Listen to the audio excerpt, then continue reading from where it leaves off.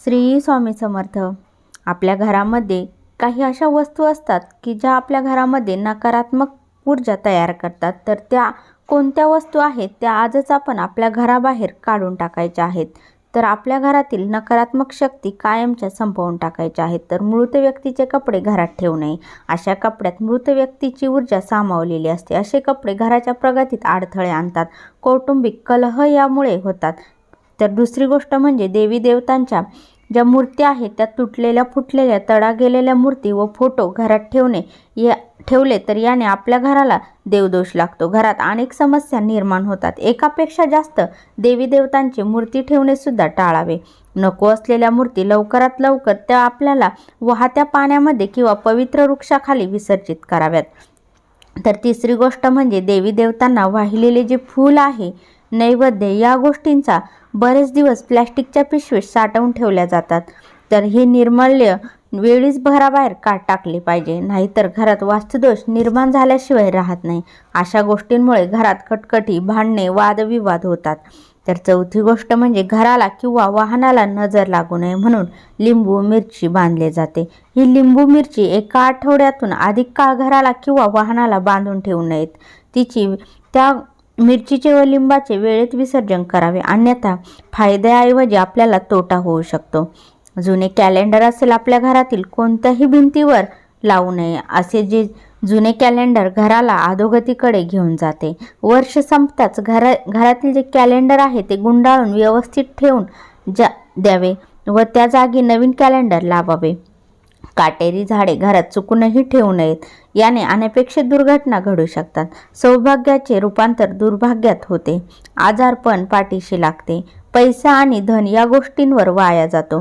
काटेरी झाडांप्रमाणे ज्या झाडाचे पान तोडल्यानंतर दूध म्हणजेच पांढरा चिक त्यामधून निघतो, असे झाडे सुद्धा आपण आपल्या घरात किंवा घराच्या अवतीभोवती सुद्धा लावू नयेत. नववी गोष्ट म्हणजे तडा गेलेला किंवा फुटलेला आरसा जो आहे तो आपल्या घरामध्ये मोठ्या प्रमाणात नकारात्मक ऊर्जा निर्माण करतो. ही ऊर्जा चालू कामे बंद पाडतो.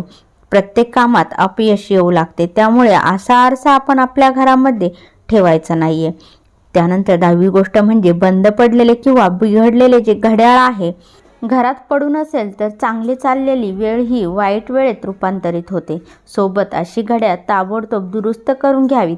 दुरुस्त करणं जर आपल्याला शक्य नसेल तर ते घड्याळ आपण आपल्या घराबाहेर काढावीत. आपल्याकडे 11वी गोष्ट म्हणजे पॉकेटाचा थेट संबंध लक्ष्मी मातेशी आहे. पॉकेट हे फाटलेले, तुटलेले, खराब झालेले असेल तर ताबडतोब ते पॉकेट आपण बदलावे, नवीन घ्यावे. आवश्यक वस्तू, पैसे आणि लक्ष्मीशी संबंधित वस्तू पॉकेटात ठेवाव्यात. त्याने पॉकेटाला लक्ष्मीचा पुरवठा सदैव होत राहतो. पॉकेट पैशांनी हे कायम भरलेले राहते. पैशाचे कपाट म्हणजेच तिजोरी देखील खराब झाली असेल तर बदलावी. आपल्या तिजोरीत जे पैसे आहे त्या पैशांशेजारी इतर अनावश्यक वस्तू ठेवू नयेत. पैसे, दागदागिने, बँक पासबुक, चेकबुक आपल्या तिजोरीमध्ये हे व्यवस्थित ठेवावी. तिजोरी ही विस्कळीतपणात असलेली नसावी. तर जास्त विस्कळीतपणा असेल तर त्याचा थेट प्रभाव लक्ष्मीवर पडल्याशिवाय राहत नाहीत. घरामध्ये कोळीची जाळे येऊ देऊ नये, अन्यथा घरातील व्यक्ती सतत या न त्या संकटामध्ये अडकले जातात. चांगली वेळ वाईट वेळेत बदलते. घराला वास्तुदोष लागतो. घरात वाहते पाणीचे चित्र, अक्राळ विक्राळ प्राणी, युद्धप्रसंग, उदास स्त्रियांचे फोटो असे वातावरण असणारे चित्र नसावे. घरात एक प्रकारचा तणाव राहतो यामुळे. तर असे फोटो आपण आपल्या घरामध्ये ठेवू नयेत. आपल्या घरातील जे वापरात नसलेले जे फर्निचर आहे ते इतर वस्तू ज्या आहेत त्या आपण वेळेतच घराबाहेर काढा. वस्तू घरात, या वस्तू आपल्या जर घरात राहिल्या तर त्याने आपल्याला वास्तुदोष लागतो आणि आपले जे वास्तुदोष आहे तो वाढतो, अधोगती वाढते, प्रगती बंद होते. तुम्ही पुस्तक ठेवण्यासाठी कपाट बनवले असेल तर कपाटाला दरवाजे किंवा काच लावलेली नसतील तर या पुस्तकातील ऊर्जा घरात विखुरते आणि घरातील पैसा पाण्यासारखा वाया जातो. घरात सततचे विवाद निर्माण होतात.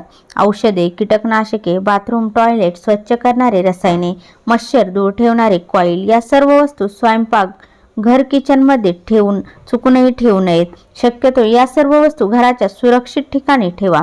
मुलांचा हात पोचणार नाही अशा बंदिस्त जागी ठेवावेत. व्हिडिओ आवडल्यास लाईक, शेअर, कमेंट करा. चॅनलवरती नवीन असाल तर चॅनलला सबस्क्राईब करा. श्री स्वामी समर्थ. जय जय स्वामी समर्थ.